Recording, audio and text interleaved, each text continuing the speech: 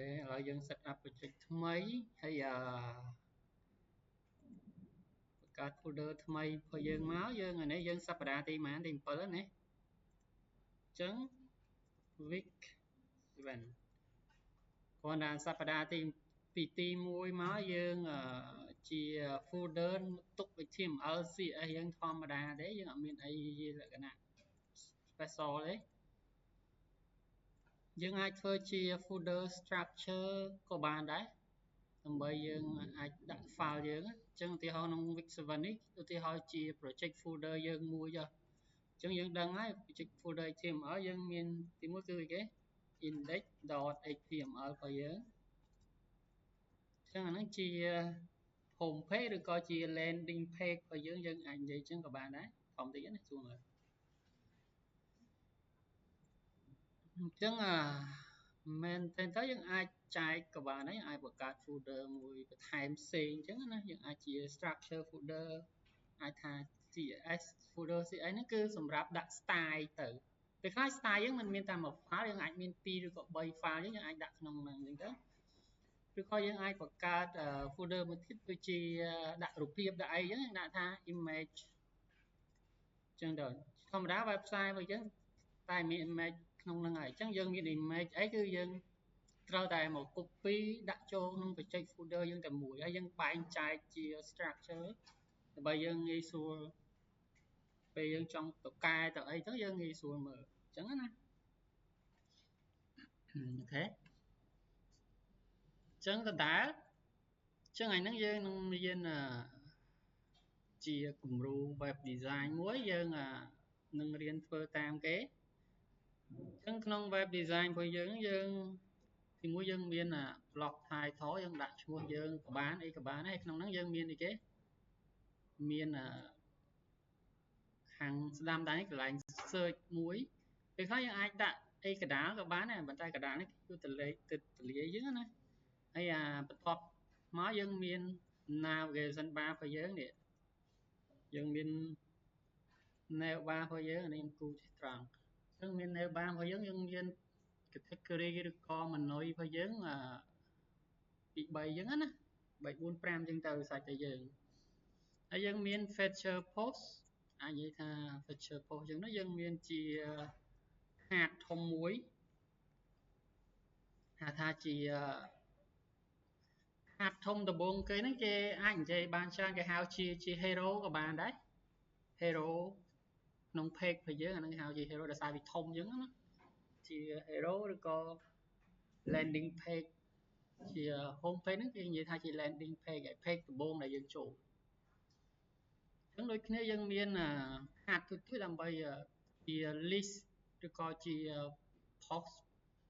4 5 6អញ្ចឹងទៅអានេះយើងអាចប្រើជាលក្ខណៈ create អញ្ចឹងទៅដើម្បីយើងមកធ្វើវាអត់មានអីច្រើនទេ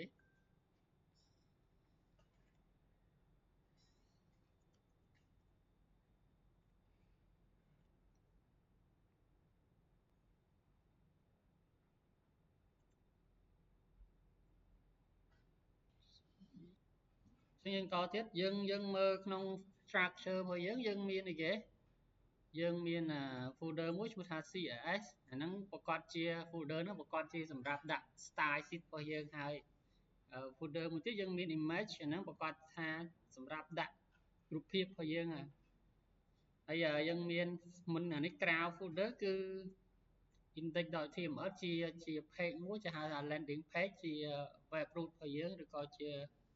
home page របស់យើងអញ្ចឹងក៏បានដែរអញ្ចឹងយើងមានអាហ្នឹងអញ្ចឹងខ្ញុំអត់ទាន់មានអីទេអញ្ចឹងក្នុងនេះយើងអាចបង្កើត file មួយមកជាអីគេយើងដែរក្នុង CSS យើងបង្កើត file CSS ហើយយើងអាចដាក់ថា app.css ក៏បានឬក៏អាចដាក់ថាstyle.cs ក៏បានសិតតែយើងទេអាហ្នឹងប៉ុន្តែខ្ញុំអាចថាឬក៏មួយទៀតយើងអាចជាច្រើនហ្នឹងទៅយើងថាហ្នឹងជា file ដែល main style អញ្ចឹងណាយើងអាចនិយាយថា main.css ចេះក៏បានដែរតើនេះអញ្ចឹងគឺឈ្មោះហ្នឹងវា reference content ក្នុងហ្នឹងពេលខ្លះយើងប្របែក file អា CSS ផ្សេងយើងដាក់ font អញ្ចឹងទៅដើម្បីយើង include font បញ្ចូល website យើងអញ្ចឹងយើងអាចដាក់ថា font.css ចឹងយើងចង់បន្ថែម font ចង់លុប font យើងចូលតែនៅក្នុង font.cx ហ្នឹងទេតែយើងអត់ទាន់មានអស់ហ្នឹងទេឥឡូវខ្ញុំដាក់ main.cx ហើយ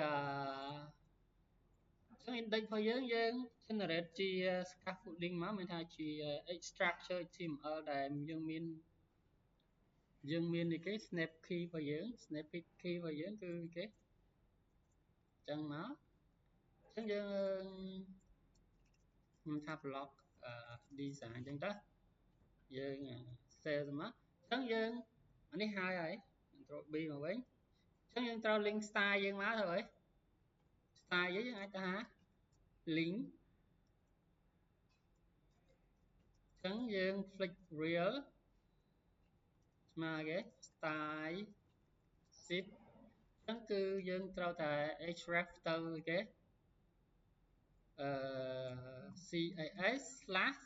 cas/main.cs ត្រូវហើយចឹងអា main.cs នេះជាកន្លែងដែលយើងដាក់ style sheet របស់យើងក្នុងហ្នឹង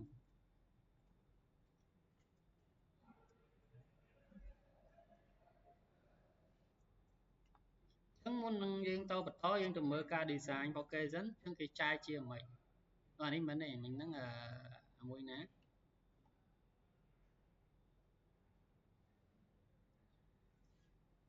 ចឹងយើងមកមើលសិនថាវាម៉េចចឹងគេបែងចែករបស់យើងក្នុងនេះយើងអាចដឹងអានេះជា block header ហើយបាន block header ដោយសារអីគេមានយើងដឹងថា header ជាកន្លែងយើងដាក់ឈ្មោះ website របស់យើងហើយនឹង navigation អញ្ចឹងណាខាងផ្នែកខាងលើអញ្ចឹងអាក្រោមនេះជាក្រោមនេះទាំងអស់ហ្នឹងជា main ហើយជា main content របស់យើងយើងសរសេរជា content ហើយយើងមានខាងក្រោមមួយទៀតគឺជាគេអានេះជា footer យើងបែងចែកជា3សិនអត់តន់ច្រើនទេជា3សិនយើងមាន header របស់យើងមាន main content ជា main ហើយនឹង footer អញ្ចឹងយើងចូលទៅក្នុងរបស់យើងមកយើងចែក3ដូចគ្នាមកយើងមាន header របស់យើងបន្តមកយើងមានអីគេ main របស់យើងខ្ញុំអត់តន់ដាក់អីក្នុងហ្នឹងទេមកយើងមានអីគេ footer របស់យើងតាមស្តង់ដារ HTML semantic របស់យើងមើលយើងដឹងណានេះថានេះ header អញ្ចឹងទៅនេះឧទាហរណ៍ជាយើងអត់តមានអីនៅក្នុងនេះគាត់វាយចោលយើង footer ក្នុង header របស់យើងមាន2ក្នុងហ្នឹងយើងមាន2ក្នុងហ្នឹងយើងមើលមើលទី1គឺជាឈ្មោះ website របស់យើងជា site name ឬក៏ឈ្មោះ website របស់យើងហ្នឹងទី2គឺ navbar របស់យើងចែកជា2ទៀតជាងការចែកយើងអាចចែកតាមប្រើ section ដើម្បីចែកក៏បានដែរតែយើងទៅអានេះសិនមកអញ្ចឹងយើងមានអីគេនិយាយថាជា section យើងដឹង section ហ្នឹងអញ្ចឹង section ទី1នេះខ្ញុំអាច comment ថាជា site name and search បាទដាក់ចឹងណាចឹងក្នុងនេះដោយសារ navigation របស់យើងមានជា navigation នេះស្រាប់យើងអាចដាក់ថា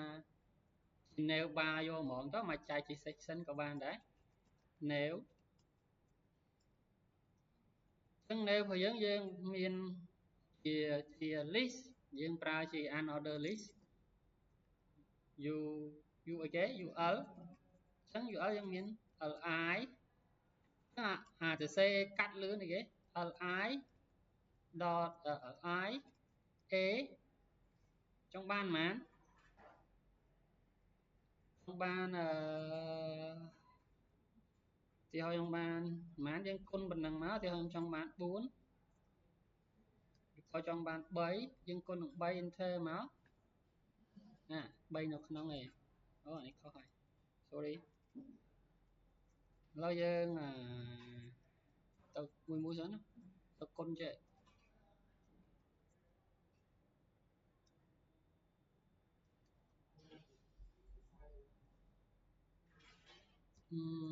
នេះអត់ដែរមកទៅ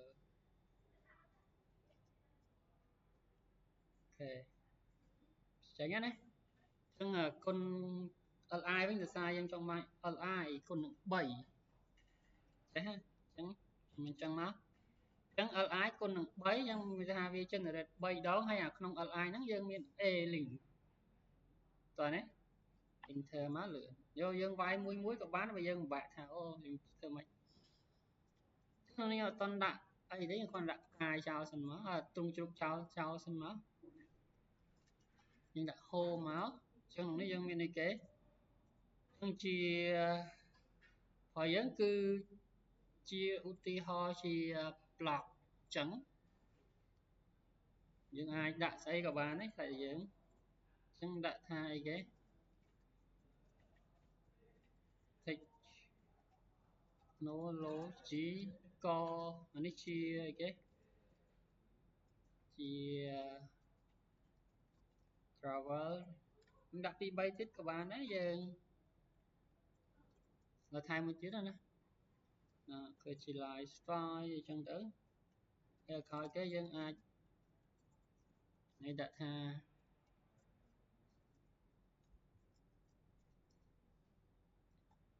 vào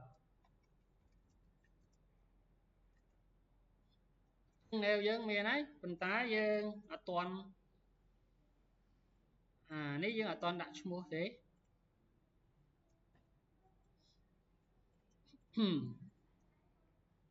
thế là anh sai em không sợi bá dân trai chỉ pi thiệt rồi ấy trai chỉ pi dân thơ mấy dân trai chỉ pi rồi ấy dân miền mua hay năng sợi bà nhưng ai trai chỉ pi dân pra thì là cái nào chỉ display property phải dân cha mấy chẳng là thì họ bảo trai chỉ pi chứ nhóm nhóm người số nhóm ai tại sao với chị block rồi vào đấy dân ai với chị lâu đại tha chị ok h1 nhưng đó mà cái mà block rồi coi những mua bây giờ dân đời dân này dân ai thì đã chỉ form với các bán được có chị điêu của bạn đấy chị form cháo dân đăng lại dân swap liên form này dân nhân viên input hai hay dân ai tha nó nói cái miền placeholder đấy nè cái miền đá cứ search chẳng dân đạn chẳng được kia máu placeholder chi so để chấm nuôi nông ca user làm vậy có đăng tha input nâng thề thua ấy chẳng này chẳng dân miền một thốn thì thái submit nằm bây giờ submit search query từ server bây giờ mà ta dân ở toàn miền thế thôi nông đấy cái pra xó search ok dân miền đây phần năng đấy nếu dân con là từ C chia khung layout tới dân là toàn bàn từ apply style có từ phơ ấy nằm bây ở vì đầm na ca có ở vì trình design mà thế ở dân ai go live xem nữa là vì tranh mày chân dương trên màu trắng dương là toàn miền ấy lại cái nặng dày thế khán cư dân đặt layout vì trâu sân máu rồi coi dân từ xe điêu màn ấy màn ở trâu tam đi sân máu chăm dân từ xe style nằm bởi dân style vì trâu ấy dân chọn bàn chân dân anh đặt style bàn nó không đôi khía cứ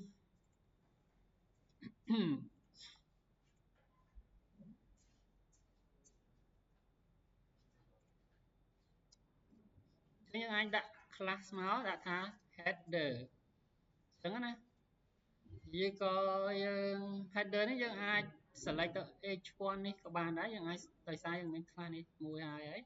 chắc nói nhầm đã tha class search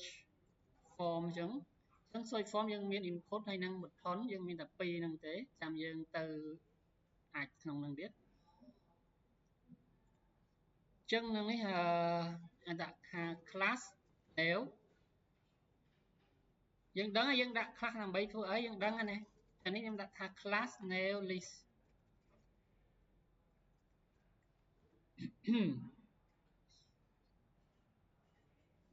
តោះនេះ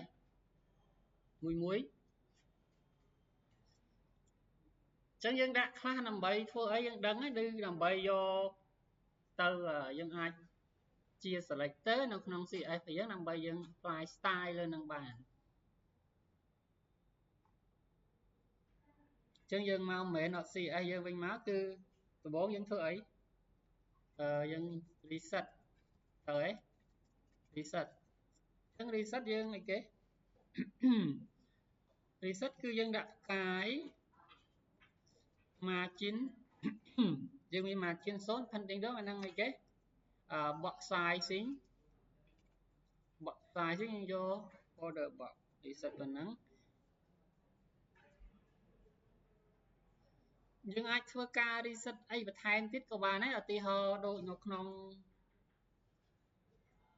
ឧទាហរណ៍យើងមើល preview យើងនៅក្នុងអីគេនៅក្នុងanchor text របស់យើងមានអីគេបន្ទាត់ពីក្រោមយើងមានអីចឹងតែពិតខ្ញុំមិនចង់បានបន្ទាត់ពីក្រោមអីអស់ហ្នឹងទេអញ្ចឹងខ្ញុំចង់ឲ្យក្នុង anchor text ទាំងអស់គឺ reset វាចោលទាំងអស់អត់ចង់បានអញ្ចឹងយើងអាច reset អញ្ចឹងក៏បានដែរយើងដាក់ថាអូខេ A អញ្ចឹងហើយ select A ទាំងអស់អញ្ចឹងយើងដកបន្ទាត់អីគេ text decoration none discretion ណានមកគឺយើងអត់តន់ដាក់ color ទេ color យើងដាក់ពេលក្រោយយើងដាក់ color ហើយក៏មិនតន់ដាក់ទេអញ្ចឹងអត់មានបន្ទាត់ពីក្រោមទេអញ្ចឹងឲ្យតែ A text ក្នុងយើងគឺអត់មានបន្ទាត់ទេអីទៀត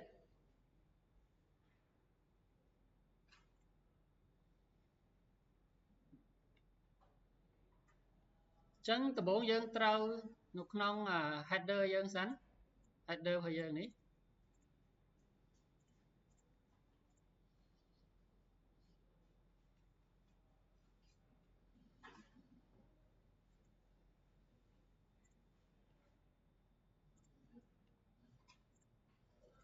ខ្ញុំចង់បង្កើត class មួយដែលយើងអាចទុកប្រើជា main container របស់យើងអាច apply ពី3កន្លែងបានអញ្ចឹងណាចានិយាយថាជា container ចាអញ្ចឹងអាចថាឥឡូវយើងដាក់ body ហើយទៅ body យើងមានអីគេfont family អញ្ចឹងយើងជាធម្មតាខ្ញុំយក Arial ខ្ញុំបាយតែ A មកវាចេញខ្ញុំចូលចិត្ត font ហ្នឹងជាងហើយយើងមានអីគេ background color យើងអាចយកជា default background color របស់យើងអញ្ចឹងណាយើងយកពណ៌អីមួយដែលយើង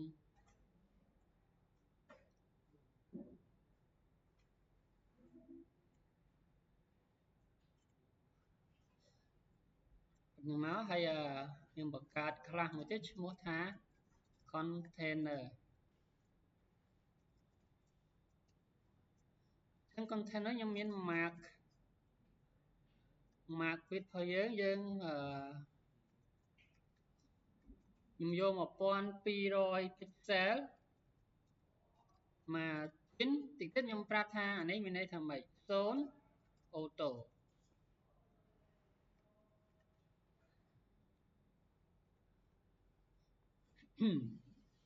មួយ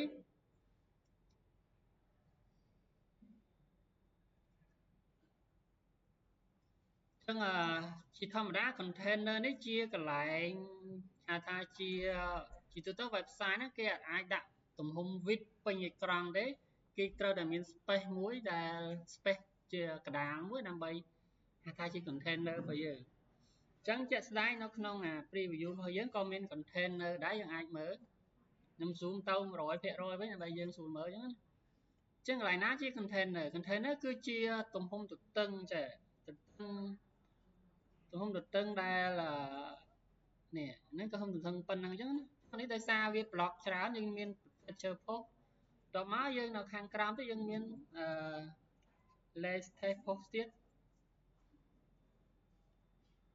ចឹងអានេះទំហំវាប៉ុនគ្នាអញ្ចឹងបានខ្ញុំបង្កើតខ្លះជា container មួយដើម្បីឲ្យយើងអាច apply ទៅកន្លែងផ្សេងគ្នាបានអញ្ចឹងហ្នឹងគឺហៅថា container ចឹងយើងតទៅទៀតចឹងយើងអត់ទាន់ធ្វើអីណាដែលនេះទេអញ្ចឹងឥឡូវខ្ញុំចាប់ផ្ដើមធ្វើ header របស់យើងតែ header របស់យើងចែកចេញជា2មានជាហៅថាជាឈ្មោះ website របស់យើងហើយនឹង navigation bar ហើយនៅក្នុងឈ្មោះ website របស់យើងហ្នឹងយើងមាន2ទៀតផ្សេងគ្នាទៀតយើងមាននៅក្នុងនេះយើងមានជាឈ្មោះ website របស់យើងហើយយើងមាន search អញ្ចឹង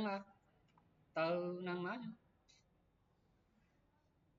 ចឹងហ្នឹងយើងរៀនតទៅនឹង property របស់យើងដែរអញ្ចឹងខ្ញុំដាក់ថាអាច comment ថា header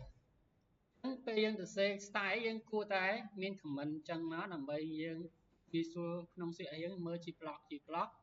យើងអត់បាក់ទៅកែយើងដូរអីយើងអត់ពិបាកអញ្ចឹង header របស់យើងមាន header ហើយ header របស់យើងអីគេសំដៀងheader ខ្ញុំចង់ select section នេះ section នេះ header section អូខេទៅម៉េចយើងអាច nested select ដើម្បី nested select យើងអាចអូខេ section ខ្ញុំចង់ឲ្យ h1 ហើយនឹង form ហ្នឹងវាចែកដាច់ពីគ្នាជា2ហ្នឹងគឺ display របស់យើងគឺ flex ហើយdisplay របស់យើងគឺជា flex ហើយគឺ content យើងនឹងវានឹងជា default flex direction គឺជា pro ជាជួរដេកដោយសារ h1 នេះវាមែនទៅ h1 វាជាអីគេវាជា block HTML element ប្រភេទជា block ទៅពេលយើងដាក់ flex ទៅគឺវានៅអាចវានៅជាមួយគ្នាបានអូខេអញ្ចឹងយើងចង់អីគេទី1យើងអាច align item center គឺយើង apply align item ហ្នឹងគឺនិយាយអញ្ចឹងទៅគឺនេះsearch ឯហ្នឹងឈ្មោះអក្សរហ្នឹងគឺវានៅកណ្ដាលអញ្ចឹងអាណាធំបើដល់ទួយកណ្ដាលវាអត់ខ្វល់គឺសំខាន់វានៅកណ្ដាល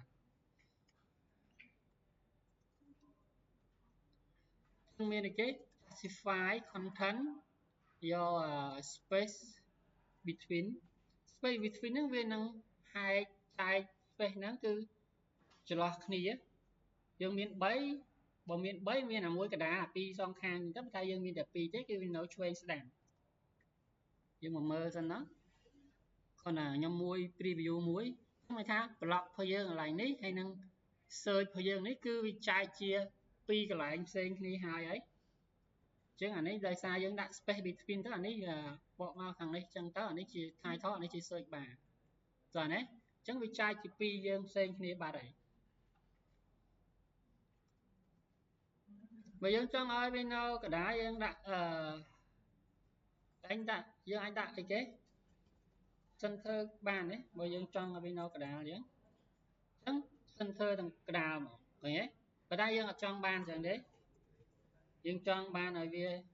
នៅពេញពីគ្នាគឺ space between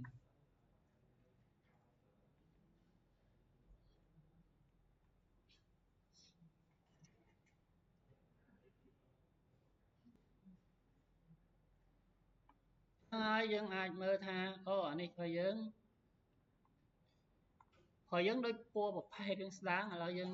ដូរអានេះមកគឺឥឡូវយើង zoom វាឲ្យទូច sorry zoom វាឲ្យទូចតិចដើម្បីយើងងាយស្រួលដាក់ style ណាអញ្ចឹងដោយសារតែវាឆ្ងាយពីគ្នាហើយវាគៀកគ្នាអញ្ចឹងខ្ញុំចង់អញ្ចឹងមកយើងមានអីគេ container របស់យើងអញ្ចឹងគឺពិត container របស់យើងខ្ញុំមិនចង់បានដូចអាកោះគេនេះទេខ្ញុំមិនចង់បានកន្លែងអញ្ចឹងទេខ្ញុំចង់ឲ្យវាស្មើនេះដែរអញ្ចឹងណាអញ្ចឹងអាចដាក់ក្នុងនោះបាន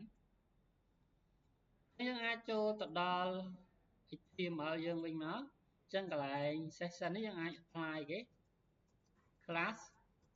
container របស់យើងដែលយើងបាន ប្រកាសមុនហ្នឹង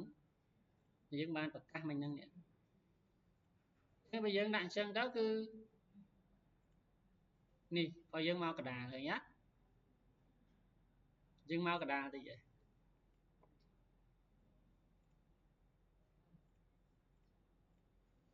អញ្ចឹងយើងមាន pending មក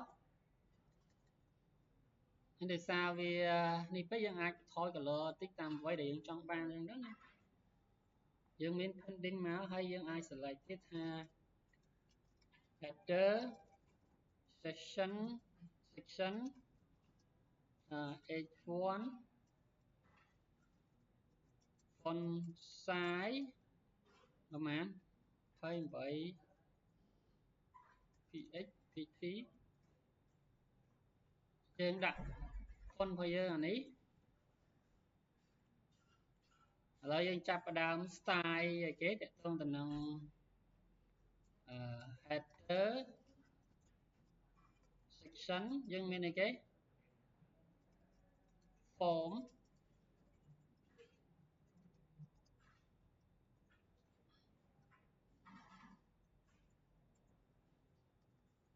យើងមាន form ដូចគ្នាដែរនេះ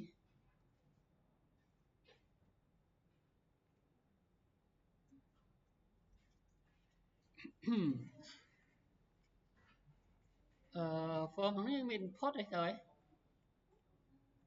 ហើយយើងដាក់ទៅអីគេ input យើងដាក់មួយចឹងហ្មងណា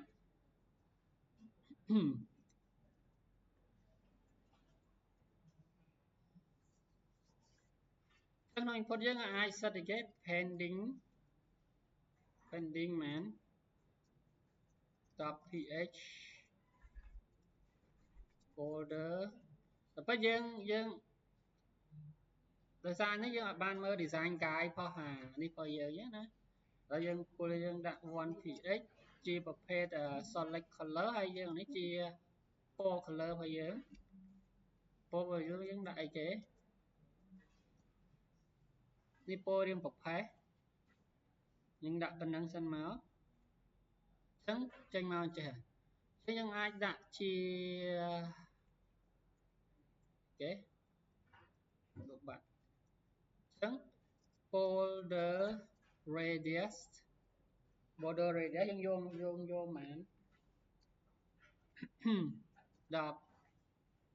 ph អញ្ចឹង border radius ហ្នឹងយើងដាក់អីគេជ្រុងឲ្យវាមូលទៅដាក់ជ្រុងឲ្យវាមូលយើងទៅអីគេ header section ឬក៏យើងត្រូវកាត់ header form យកហ្មងទៅហើយយើងដាក់ហើយបើយើង select យក button ហ្នឹងត្រូវកាត់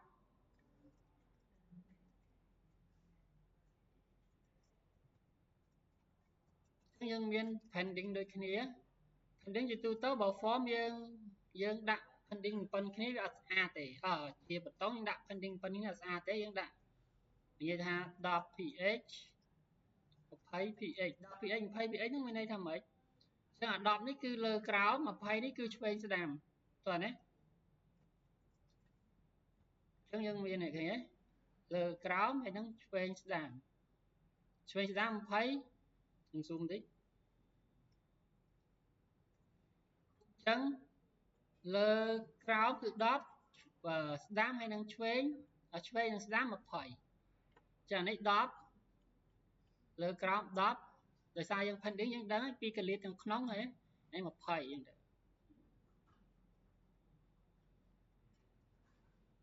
មកវិញយើងអត់ទាន់នេះទេឥឡូវយើងធ្វើម៉េចឲ្យវាគៀកគ្នាចូលគ្នាបាន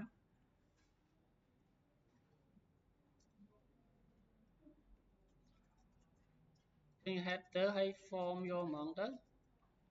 យើងអាចប្រើ flick ទៀតក៏បានដែរ display flick មកដើម្បីឲ្យវា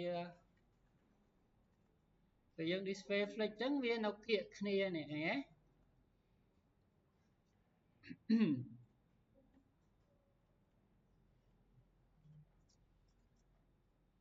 ទេ ចឹងដោយសារ default គេវា0ហើយអញ្ចឹងយើងគ្រាន់តែទី1ធ្វើម៉េចដើម្បីឲ្យវាបាត់ border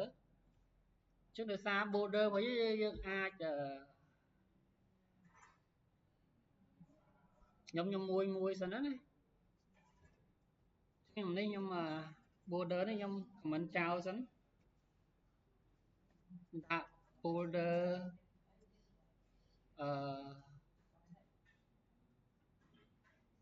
border left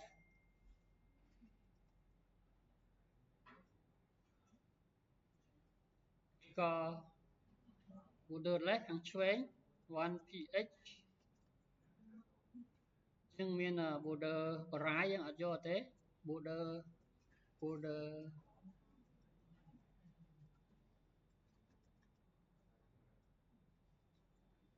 យើងក៏យើងអាចមានវិធីមួយទៀតខ្ញុំងាយស្រួលដើម្បីទៅសេ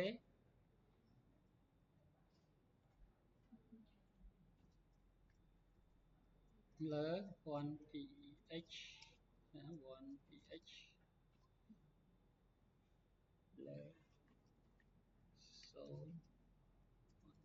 1ph 1ph តែសិនដល់អត់ត្រូវទេ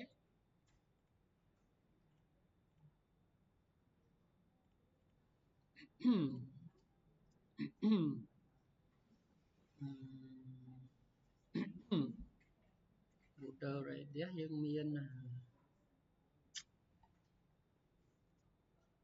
សិនអូខេ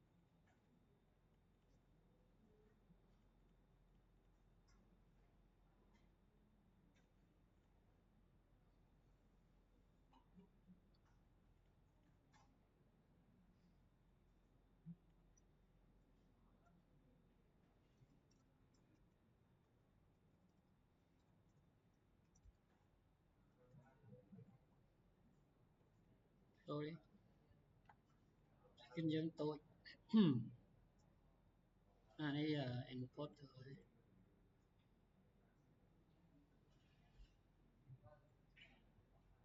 នេះវាអត់ត្រូវ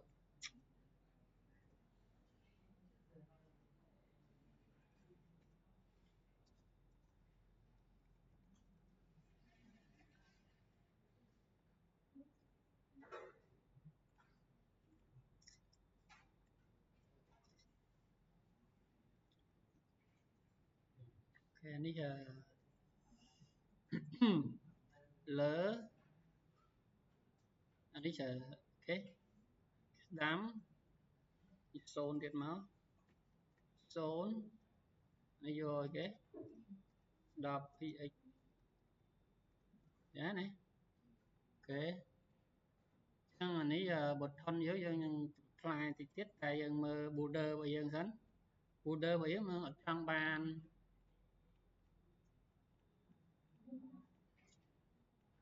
អត់ទៅចឹងសិនណា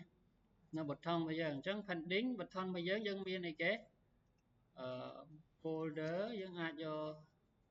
ណានទៅដើម្បីយើងដក border ចេញចាំយើងដាក់ style វិញ background color យើងដាក់ពណ៌អីគេ blue ចឹងទៅ blue ឬក៏យើងយកពណ៌ណាយើងពេញចិត្តទៅខ្ញុំពណ៌ blue ខ្លាំងពេកខ្ញុំអត់ចូលចិត្តទេខ្ញុំយកប៉ុណ្ណេះចឹង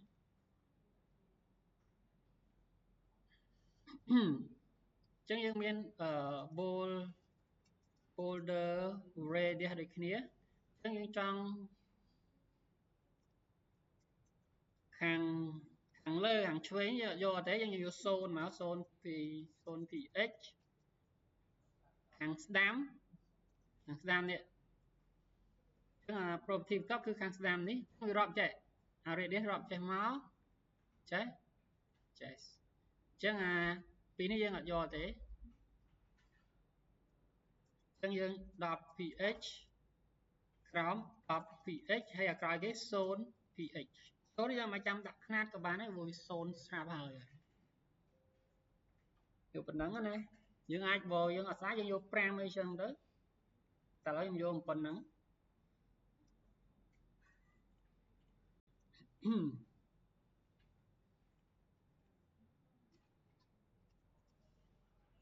ចឹងអាច header form input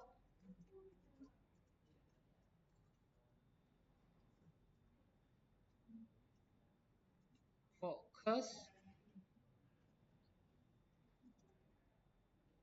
outline ណាន់គឺខ្ញុំប្រាប់ថា focus ហ្នឹងមានន័យថាម៉េច border យើងយកពណ៌ឲ្យដូចខាងក្រោមនេះមក copy មកណានេះគឺថ្មីមួយទៀតហើយសម្រាប់យើង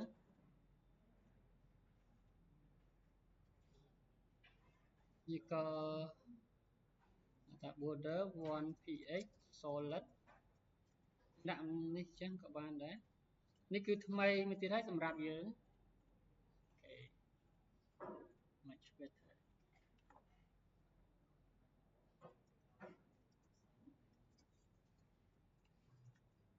ណា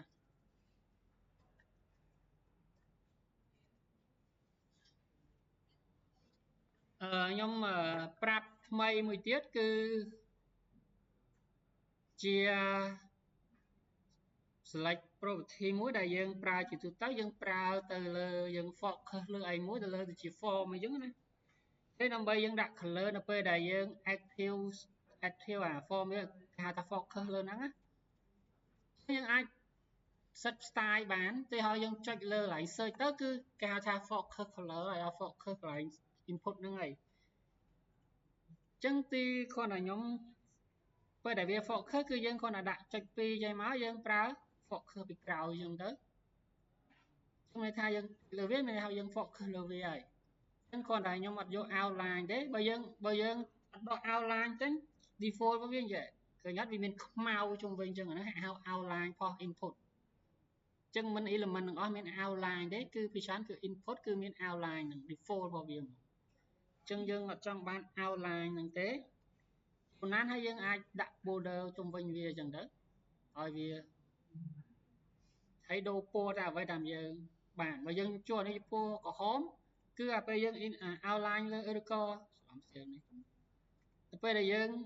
focus លើវាវាទៅពណ៌ក្រហមដូចគ្នាដែរតែយើងយកពណ៌ឲ្យដូចនឹងពណ៌ button យើងទៅវាស្អាតជាងអូខេហើយយើងតទៅទៀតអញ្ចឹងបើយើងសារយើងបរិចធំហ្នឹងណាប៉ុណ្ណឹងណាអញ្ចឹងយើងបន្តទៀតគឺយើងមកដល់ក្នុង nail bar របស់យើងហើយ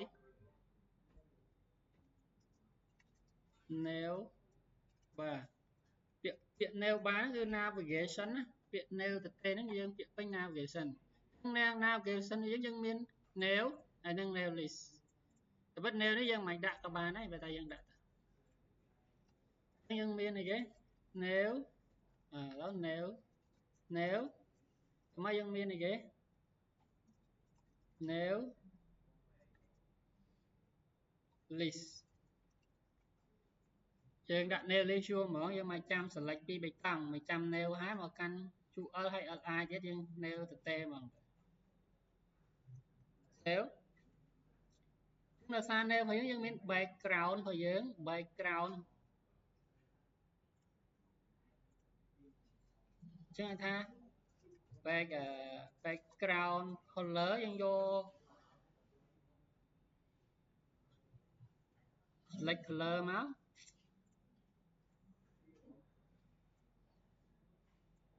តែពិតយើងមាន color design guide ទេបើតែយើងអត់បានយកមកដាក់ឲ្យយើងមើលចឹងនេះពណ៌ចឹងតែពិតវាមិនពណ៌ខ្មៅសុទ្ធចឹងវាទុនបន្តិចឥឡូវយើងដាក់ color បន្តិចប៉ុណ្ណេះ sorry ចឹង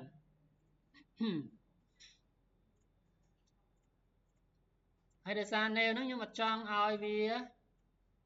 ពេញអញ្ចឹងទេខ្ញុំចង់ឲ្យវា space ចេះដែរយើងអាចបន្ថែមអីគេ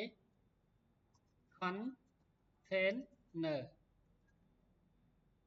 យើងមើល container ដើរអត់ដើរទេដោយសារអីគេ list នេះជាអីគេ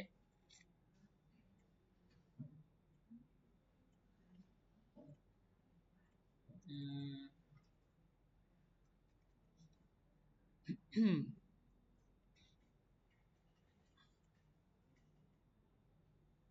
ើយើងដាក់ឧទាហរណ៍បើយើង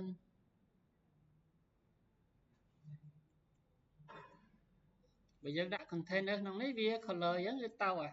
តើទាំង color ហើយ container ដែរមិនចេះ sorry មើលខុសអី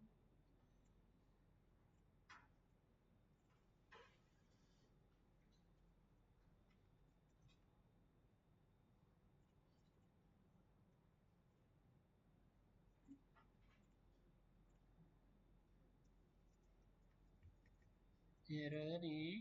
ស្ដាប់ម្ដងទៀត container តា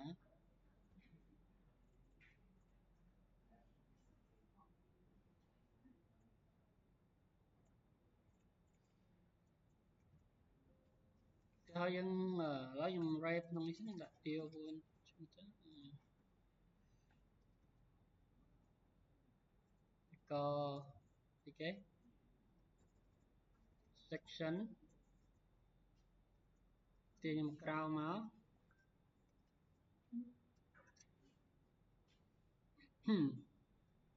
ចឹងនេះដាក់ជា class container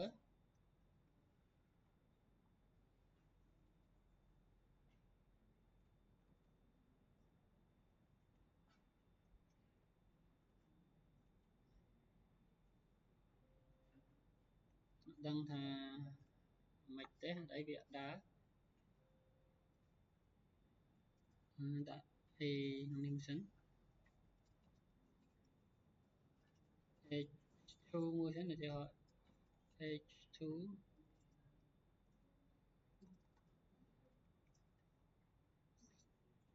Oh I see អូខេខុស style មកទៅខ្ញុំមើល style សិនវាខុសអីបាន container យើងអត់ដើរ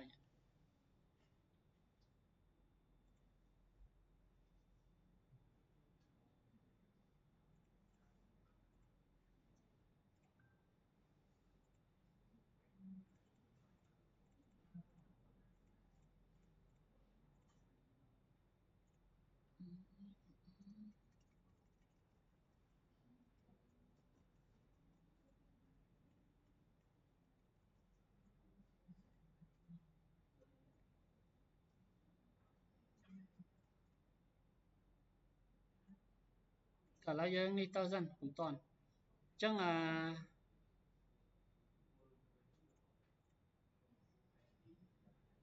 តាម enable យើងមិនសិនអញ្ចឹងគាត់ដាក់ color ហើយយើងទីមួយ list របស់យើងគាត់ថាជា nail list យើងអាចដាក់ display ជាគេជា flex ដើម្បីឲ្យវារត់ពី display nail list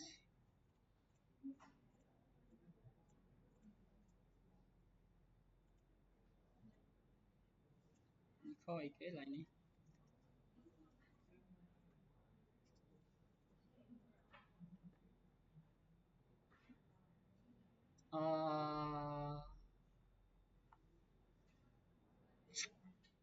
ទៅហើយខុសខ្ញុំនេះ dot nail អូខេនេះ dot nail list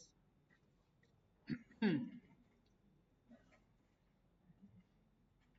ចឹងយើងអាចដាក់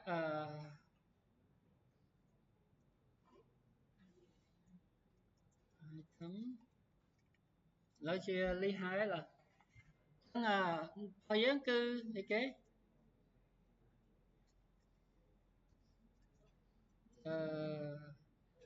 list style យើងយកអីគេ none អត់ចូលទេយើងដកអាចុចនោះចោលតមកយើងទៅអីគេ dot nail list li យើងទៅដាក់ pending សិន painting លើក្រោមយក10ឆ្វេងស្ដាំយក20អញ្ចឹងវាចេញបណ្ណេះហើយយើងអាចថែមមួយទៀតគឺ color wise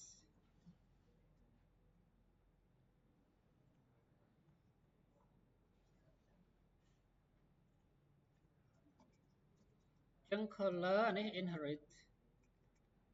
កន្លែង color inherit កន្លែង A នេះមានន័យថាម៉េចគឺ inherit ហ្នឹងគឺវាអាស្រ័យលើ parent color តោះណាកន្លែង parent color ហ្នឹងមានន័យថានៅពេលដែលយើងដាក់ apply លើ li ទេប៉ុន្តែវាអាចដល់នឹងបានណាអញ្ចឹ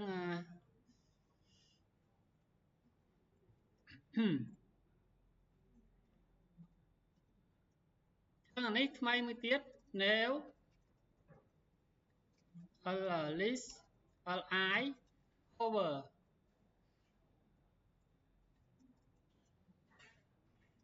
hover នេះជា selector មួយនៅពេលដែលយើងយកមករបស់យើងនេះទៅ hover លើហ្នឹងយើងចង់ឲ្យ background ហ្នឹងដូរទៅពណ៌អីអញ្ចឹងណាហៅថា background color យើងដូរទៅពណ៌ដោយពណ៌បតុនយើងណានេះដោយពណ៌នេះណាអញ្ចឹងដើម្បីឲ្យវា unique ដូចគ្នាយើងដាក់ទៅពណ៌ហ្នឹងទៅអញ្ចឹងនៅពេលដែលខ្ញុំ hover លើពណ៌ណាមួយគឺលើអានេះណាមួយវានឹងដូរទៅពណ៌ហ្នឹងហើយអញ្ចឹងណា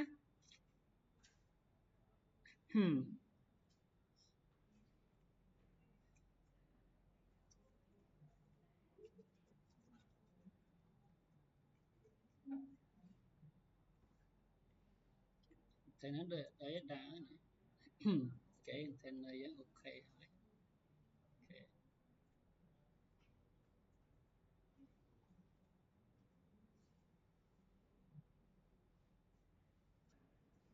ឥឡូវយើងចូល main យើងចង់ដាក់ទី1គឺតែ pending ឯងអត់មានអីច្រើនទេ pending យក 20ph អញ្ចឹងយើងមាន pending ក្នុង main ហើយអញ្ចឹងយើងមាន header គេហៅថាជា feature post អាចជាហើយយើងមាន last test post អាហ្នឹង maintain ទៅវាជាប្រភេទដូចគ្នាទេអាពីរនេះ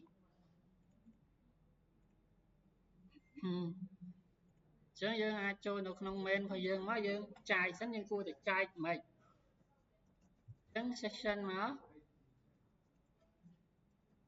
section របស់យើងទី1យើងមានអីគេជាដាក់ខាងនេះមកណា create post អញ្ចឹង feature post យើងមានតែមួយទេក្នុងនេះអញ្ចឹង section យើងមួយទៀត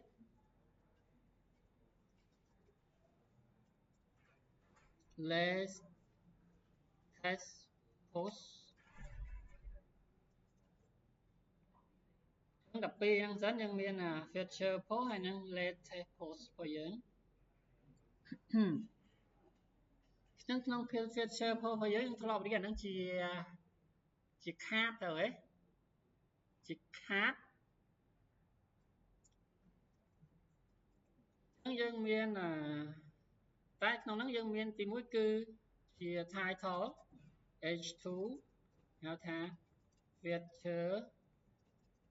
post កុំឲ្យយើងអាចចែកជា deal ក៏បានតែជា deal មកអញ្ចឹងអានេះជាខាតរបស់យើងខ្ញុំ comment ចោលអញ្ចឹងទៅគឺក៏ឲ្យដាក់ថា feature ខាតយើងមានអីគេ image image ខ្ញុំដាក់ក្នុង deal មួយដែរទៅណាដោយសារមិនតាក់ក៏បានដែរឥឡូវជា image ហើយយើងមានជា content ក្នុងហ្នឹងអញ្ចឹងអូខេដាក់ថា image ចោលទៅទេទៅ SOC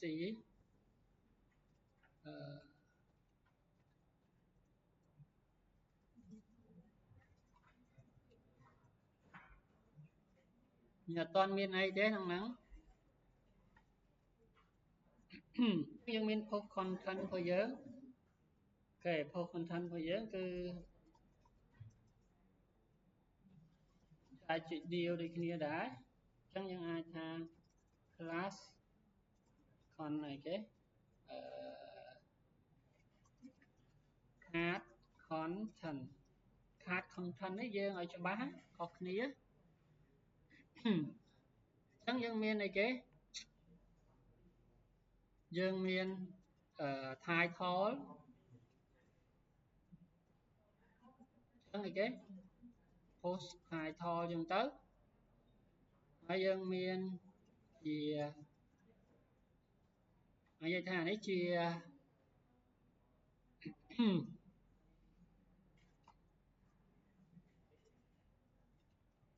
យើងដាក់ជា p ក៏បានដែរនេះ description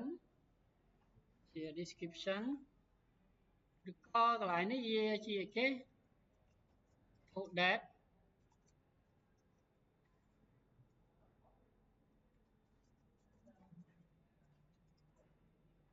ឬក៏ point info អញ្ចឹងណាអញ្ចឹងទៅ by admin យើងអត់ទាន់មានធ្វើអីទេ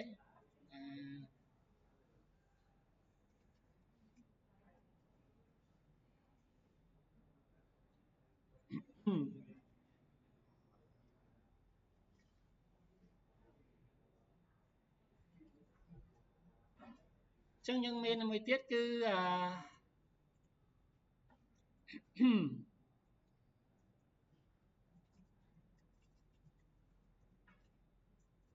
read more ប៉ុណ្ណឹងណាយើងមកមើលផងយើងអត់មានអីទាំងអស់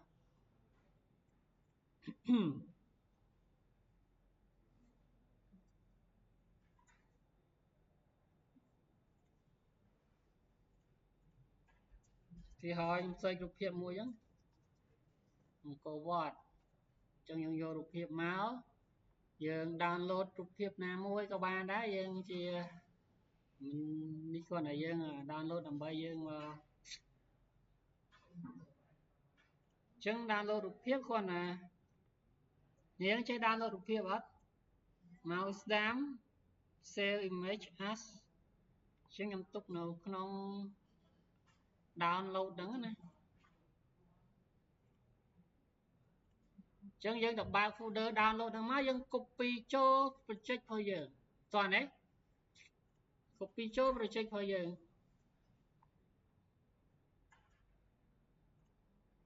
អញ្ចឹងនៅលើ desktop អញ្ចឹងខ្ញុំដាក់លើ desktop web view 2 with